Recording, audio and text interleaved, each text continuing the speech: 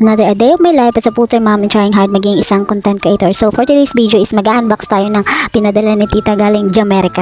America pala. So bali ito yung dalawang box na pinadala ni tita. Pasensya na tabi, yan din na naman si May niyo. Here we go again. So yan din na nga ni voice over naman kita. So paki-skip na lang kung habo niyo pagbarabation ang mga insasabi ko din sa Facebook. Maluwi ka man sa sadiri mo. Minsan sa buhay iro talaga sa may mga tao talaga na habo sa imo. So para sa din na in-post ko, may mga tao na grabe ang ibod sa imo. Some people are watching you but didn't react at all. So pabayaan man sila kung ni katatahimik ang kaluluwa ni Raay. Masinganik mga kakilala mo or kaya ka mag-anak mo, diri yun mapansin sa post mo. Siguro na iibod man nila pero di ka man nila papansin. Kumbaga wala yung suporta sa imo, aroy Kumbaga display lang yun sa Facebook mo, mga wala silbi. Aroy sorry na, pinagka. So nanong sira lang magarit. Pag diri kayo pansin, di mo mapansin nun pagprasok mo bagay sa diri mo sa habo sa imo. So dapat giti ka man, sabi nga ni Lola Puring, ang garit mo.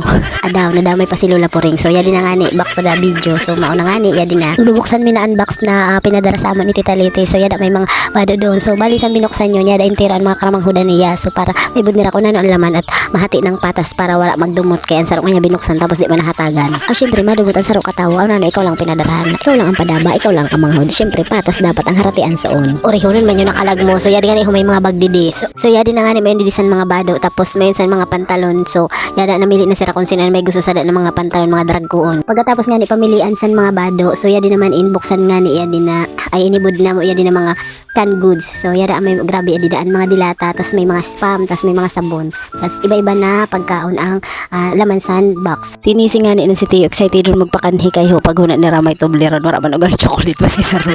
Ria.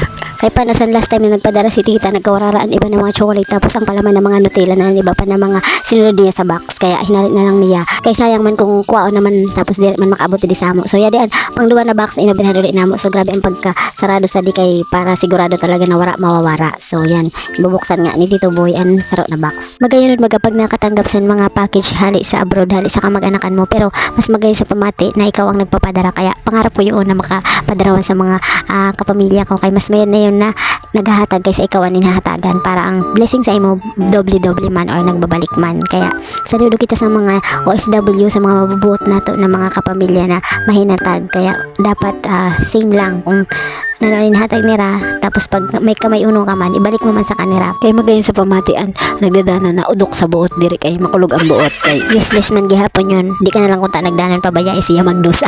Kay ako talaga pag nag-aayaw ako danon, okay lang sa ako kung wala inahatag. At least nagtry ako mag-ask sa help na nag-aayaw talaga ako danon kapag di ko na talaga kaya or para sa mga bata ko. Pero pag sa ako, okay lang sa ako magtios kasi kaya ko naman talaga ang pagiging mahirap. Arya.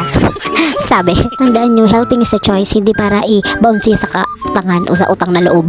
Ganun yun. Anyway, highways. So, yan nga ni ragyo na naman. Mga para istorya ko sa iyo. So, intero na bahinan sa package ni tita. So, everybody happy. So, sharing is a blessing. So, yung mga malang thank you po tita sa padara, mamalang tabi. Bye-bye. See you in the next one.